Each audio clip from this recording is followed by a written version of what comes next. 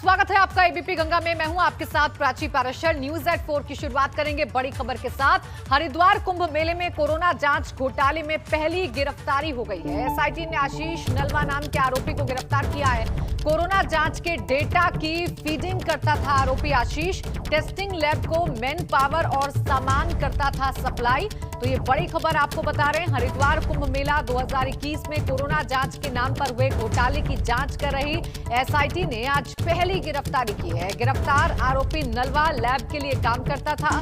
Police की गिरफ्त में आया आरोपी आशीष नलवा लैब को टेस्टिंग के लिए मैन पावर और अन्य सामान उपलब्ध कराता था। आरोपी आशीष कोरोना जांच के डेटा फीडिंग का भी काम देखता था और अब इस मामले में पहली गिरफ्तारी आशीष के रूप में हुई है। कोरोना जांच के नाम पर घोटाला हरिद्वार कुंभ मेले में हुआ था और एसआईटी इस पूरे मामले की जांच कर रही है और इस जांच में पहली गिरफ्तारी हुई है। आशीष नलवा नाम का शख्स गिरफ्त में आया है। रोहित शिकोला मेरे सहयोगी जुड़ गए ज्यादा जानकारी के साथ। रोहित, क्या अपडेट्स है आपके पास अभी और कितनी गिरफ्तारियां हो सकती हैं? प्राची, मैं बताना चाहूंगा, हरिद्वार पुलिस ने कोरोना टेस्टिंग घोटाले मामले में आज नवोला के एक कर्मचारी हैं आशीष, जिसको मेन सूत्र माना जा रहा है, उसको पुलिस ने गिरफ्तार कर लिया। हरिद्वार कोर्ट में पेश किया गया है, जहां पुलिस उसको रिमांड पर लेने की कोशिश कर रही है। रिमांड के बाद और लोग जो इस कड़ी में जुड़े हैं उनसे पूछताछ होगी, उनकी गिरफ्तारी हो सकती है। फिलहाल केवल ये भी पुलिस ने एक आदमी को गिरफ्तार किया, जिसको हरिद्वार सीजीएम कोर्ट में पेश किया है, जहाँ पर पुलिस उसको रिमांड लेने की कोशिश कर रही है। शुक्रिया तमाम जानकारी के लिए रोहित। तो अभी और भी गिरफ्तारियां इस पूरे मामले में हो सकती हैं क्योंकि पूछताछ कई लोगों से चल रही है। फिलहाल पहला आरोपी गिरफ्त में आया है। आशीष नलवा को गिरफ्तार किया गया है।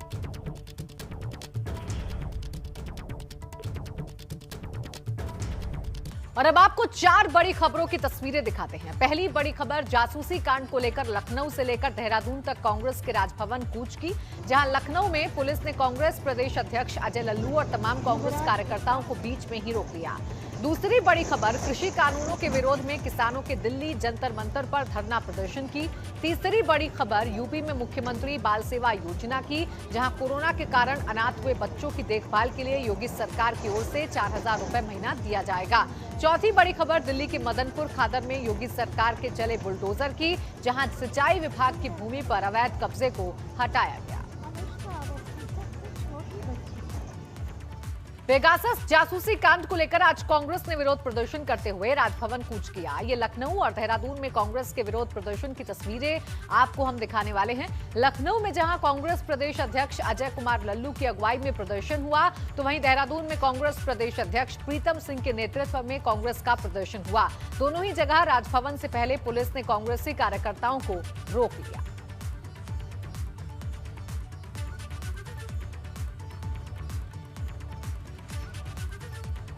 राहुल गांधी के कथित जासूसी आरोप में आज कांग्रेस के कार्यकर्ता प्रदर्शन करने की तैयारी में थे, लेकिन उससे पहले ही कांग्रेस के प्रदेश अध्यक्ष अजय कुमार लल्लू को पुलिस ने अरेस्ट कर लिया। आपको बता दें कि कांग्रेस कार्यकर्ता डालीबाग स्थित आवास से नारेबाजी करते हुए स्वास्थ्य भवन जा रहे थे। पुलिस ने कांग्रेसी कार्यकर्ताओं को रोकने की कोशिश की तो दोनों पक्षों में धक्का मुक्की शुरू हो गई और फिर पुलिस की जीप में बैठाकर अजय लल्लू को ले गई। कांग्रेसी कार्यकर्ता पुलिस जीप के पीछे पीछे भागते दिखे।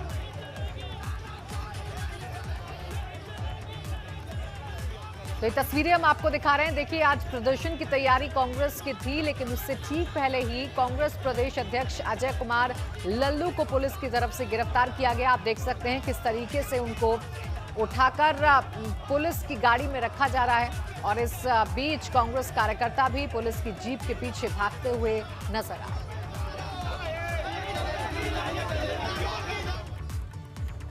देहरादून में भी कांग्रेस का प्रदर्शन देखने को मिला। कांग्रेस ने राजभवन का कूच किया। कथित जासूसी मामले में प्रदर्शन किया गया।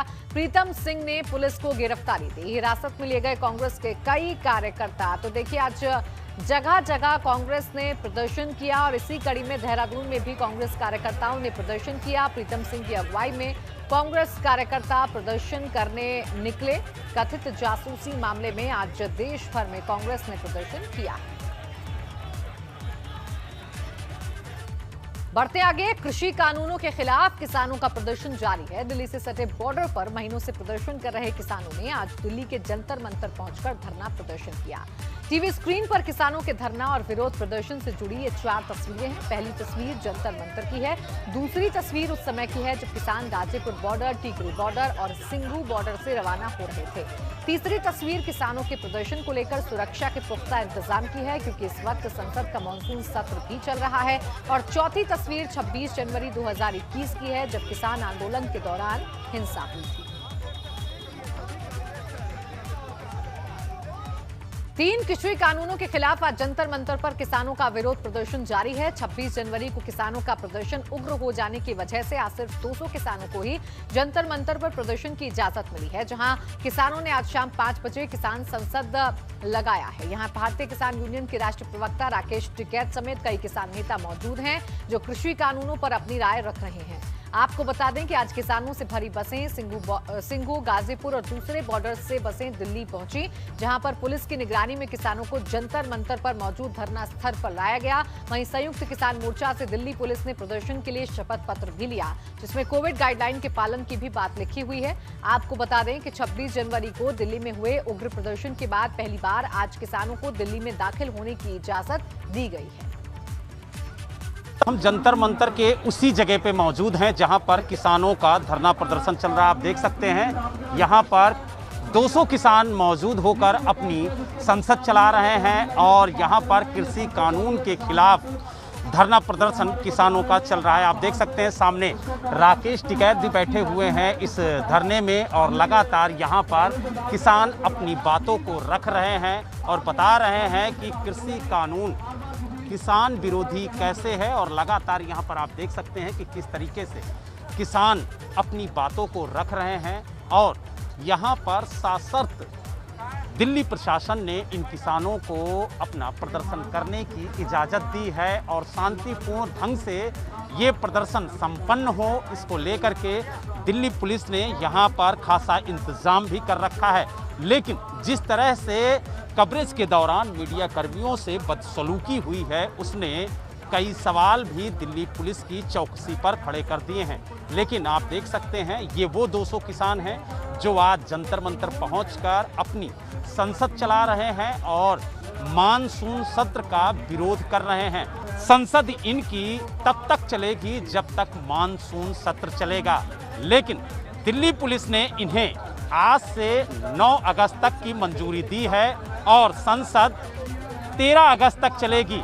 लेकिन किसानों का कहना है कि जब तक मानसून सत्र सदन में चलेगा तब तक वो यहाँ पर अपनी संसद चलाएंगे और शाम 5 बजे तक किसान यहाँ पर अपना प्रदर्शन करेंगे और उसके बाद दिल्ली पुलिस की सुरक्षा में ये सिंधु बॉर्डर और अन्य बॉर्डरों से जो आए हैं किसान उन्हें भेजा जाएगा। तो कुल मिला के ये कहा जा सकता है कि शांतिपूर्ण ढंग से किसानों का यहाँ पर जो प्रदर्शन है वो चल सके, उसको लेकर के दिल्ली पुलिस ने भी खासा इंतजाम कर रखा है। लेकिन कहीं ना कहीं दिल्ली पुलिस से ये चूक जरूर हो गई जो बदसलूकी मीडिया कर्मियों से हुई है, उसके पीछे की वजह क्या है।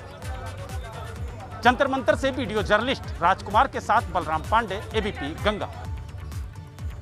योगी सरकार की दिल्ली में बड़ी कार्रवाई देखने को मिली। मदनपुर खादर में अवैध कब्जे से रोहिंग्या कैंपों को हटाया गया। सिंचाई विभाग की भूमि से अवैध कब्जे को तोड़ा गया। सिंचाई विभाग की 2.10 हेक्टेयर जमीन मुक्त कराई गई है। तो ये कार्रवाई की गई है। क्यों कार्रवाई की गई है ये वजह भी आप समझ लीजिए। रोहिंग्या कैंप को हटाया गया है। सिंचाई विभाग की 2 हेक्टेयर जमीन को खाली करवाया गया है। बुलडोजर से अवैध कब्जे को हटाया गया है। दरअसल रोहिंग्या अवैध कब्जा कर रहे थे और इसी के खिलाफ ये जो बुलडोजर है वो चला है।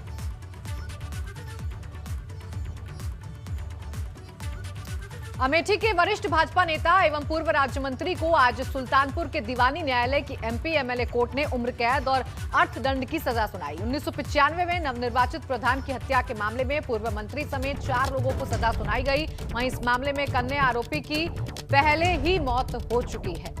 तो देखिए, सुल्तानपुर के एमएलए एमपी कोर्ट ने सजा सुनाई है। हत्या के एक मामले में उम्र कैद और जुर्माना भी लगाया गया है। दरअसल 1995 में नवनिर्वाचित ग्राम प्रधान की हत्या हुई थी और इसी के आरोप में पूर्व मंत्री जंग बहादुर सिंह ने गांव के ही रघुनाथ महाराज को प्रधानी का चुनाव लड़वाया था और रघुनाथ महाराज के चुनाव हारने पर जंग बहादुर सिंह, उनके मृतक बेटे दद्दन सिंह, समर बहादुर, हर्ष बहादुर सिंह और रमेश सिंह ने षड्यंत्र कर नवनिर्वाचित प्रधान राम प्रकाश यादव की गोली मारकर हत्या करा दी थी।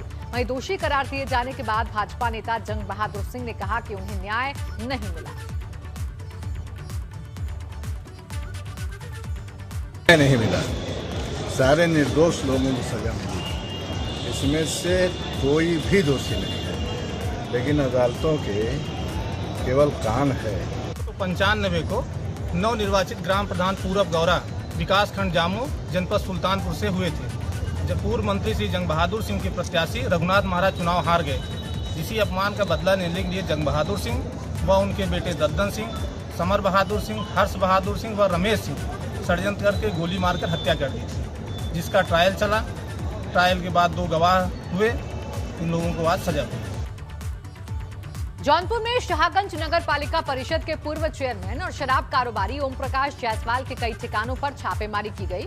ये छापेमारी इनकम टैक्स डिपार्टमेंट की ओर से की गई है। सुबह करीब 24 से 25 गाड़ियों के साथ आयकर विभाग की टीम ने ताबड़तोड़ छापेमारी करके कागजात, कंप्यूटर और दूसरे दस्तावेजों को खंगाला। बताया जा रहा है कि इस छापेमारी में करोड़ों रुपयों के लेन देन में कर चोरी की आशंका जताई जा रही है। ओम प्रकाश जायसवाल भाजपा नेता हैं। आयकर विभाग की टीम ने ओम प्रकाश जायसवाल के जेसी चौक पर बने आवास, आजमगढ़ रोड पर स्थित फार्म हाउस के साथ ही साथ उनके ऑफिस और परिवार से जुड़े लोगों के होटल, फैक्ट्री और दूसरे ठिकानों पर एक साथ छापा मारा। और बड़ी खबर अयोध्या से, बसपा ब्राह्मण सम्मेलन की जिला प्रशासन ने अनुमति दे दी है। कोविड प्रोटोकॉल के तहत केवल 50 लोगों को शामिल करने की अनुमति मिली है। सशर्त मिली अनुमति, सोशल डिस्टेंसिंग का पालन करने के निर्देश दिए गए हैं। आपको बता दें कि कल 23 जुलाई को ताराजी रिजॉर्ट में है बसपा का ब्राह्मण सम्मेलन। बसपा ने ब्राह्मण सम्मेलन के मोटो में परिवर्तन कर दिया है। अब प्रबुद्ध समाज के सम्मान, सुरक्षा और तरक्की पर संगोष्ठी की जाएगी। कल शाम को अयोध्या में सरयू आरती भी करेंगे बसपा के राष्ट्रीय महासचिव सतीश चंद्र मिश्रा। तो देखिए, अब 2022 के चुनाव में बहुत ज्यादा वक्त नहीं रह गया है और इससे ठीक पहले तमाम राजनीतिक दल अब तमाम हथकंडे अपना रहे हैं। और जिस तरीके से 2007 में बसपा ने दलित और ब्राह्मण समीकरण को बैठाकर जीत हासिल की थी, अब कुछ इसी प्रकार के समीकरण बैठाने की कोशिश बसपा की तरफ से की जा रही है और ब्राह्मण कार्ड खेला जा रहा है। यूपी में आज से मुख्यमंत्री बाल सेवा योजना की शुरुआत हो गई। राज्यपाल आनंदीबेन पटेल और सीएम योगी आदित्यनाथ इस योजना की शुरुआत तो उन्होंने की। इस योजना का फायदा उन अनाथ बच्चों को मिलेगा जिनके माता पिता का कोरोना की वजह से निधन हो गया। ऐसे बच्चों की देखभाल करने वालों को योगी सरकार की ओर से 4000 रुपए महीने दिया जाएगा। इस योजना में नवजात से 18 साल तक बच्चे शामिल किए गए हैं। सीएम योगी ने आज कार्यक्रम में मौजूद बच्चों को योजना का फायदा देते हुए खुद स्कूल बैग और सर्टिफिकेट दिए। सीएम योगी ने इस दौरान कार्यक्रम में आए बच्चों को अपने हाथ से चॉकलेट के पैकेट भी दिए, साथ ही बच्चों से बातचीत की। सीएम योगी ने बताया कि इस योजना के तहत अनाथ बच्चों को 12वीं तक की फ्री शिक्षा दी जाएगी। इसके अलावा 18 साल से ऊपर के बच्चों को फ्री टैबलेट और लैपटॉप भी दिया जाएगा। सीएम योगी ने बताया कि बालिग होने पर बेटियों की शादी के लिए भी सरकार की ओर से 1,01,000 रुपए की आर्थिक मदद दी जाएगी। इसके अलावा बालिग होने तक ऐसे बच्चों की चल अचल संपत्ति की कानूनी रक्षा भी की जाएगी। प्रदेश के अंदर जिन बच्चों की स्थिति जो हमारे पास सामने आई, जो आंकड़े हमारे सामने आए, उनमें 240 बच्चे ऐसे थे जिनके माता पिता दोनों कोरोना के कारण मार्च 2020 से लेकर के और अब तक की जो संख्या है, उन बच्चों ने अपने माता पिता दोनों को खोया है। 3810 ऐसे बच्चे हैं जिनका इस दौरान मार्च 20 से लेकर के अब तक जिन बच्चों ने अपने माता पिता या अपने लीगल गार्जियन को खोया है, यानी कुल 4050 बच्चे चिन्हित किए गए। इन 4050 बच्चों के लिए आज हमारे राज्यपाल महोदय के कर कमलों से पहले 3 महीने का यानी हर बच्चे को 4,000 रुपये हर माह राज्य सरकार उन्हें उपलब्ध कराएगी। 18 वर्ष की आयु तक राज्य सरकार उनका लालन पालन की व्यवस्था करेगी। वे बच्चे अगर उनके लिए जिनके माता पिता या कोई लीगल गार्जियन नहीं है तो बाल संरक्षण गृह में, या फिर उन बच्चों को हम लोगों ने इस वर्ष से हर कमिश्नरी हेडक्वार्टर पे 18 अटल आवासीय विद्यालय हमारे निर्माणाधीन हैं। ये अटल आवासीय विद्यालय जहां पर हम प्रदेश के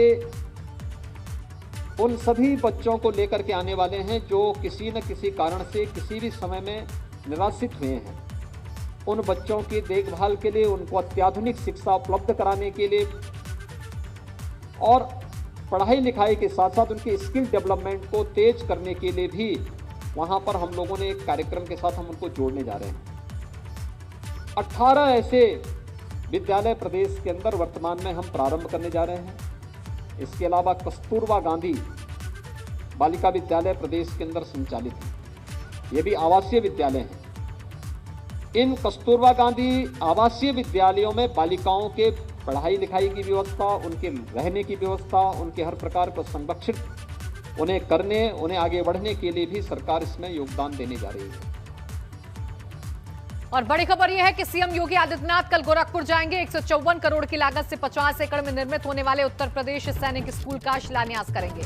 दोपहर 3 बजे फर्टिलाइजर परिसर में होगा ये कार्यक्रम। तो कल सीएम योगी गोरखपुर जाएंगे, ऐसा उनका कार्यक्रम तय है। सैनिक स्कूल का सीएम कल शिलान्यास करने वाले हैं। 50 एकड़ जमीन पर 154 करोड़ की लागत से स्कूल बनेगा, जिसका शिलान्यास कल मुख्यमंत्री योगी आदित्यनाथ करेंगे। दोपहर 3 बजे फर्टिलाइजर परिसर में इस कार्यक्रम का आयोजन होगा। इस कार्यक्रम में शिरकत करेंगे मुख्यमंत्री योगी आदित्यनाथ और सैनिक स्कूल का कल शिलान्यास मुख्यमंत्री द्वारा किया जाएगा।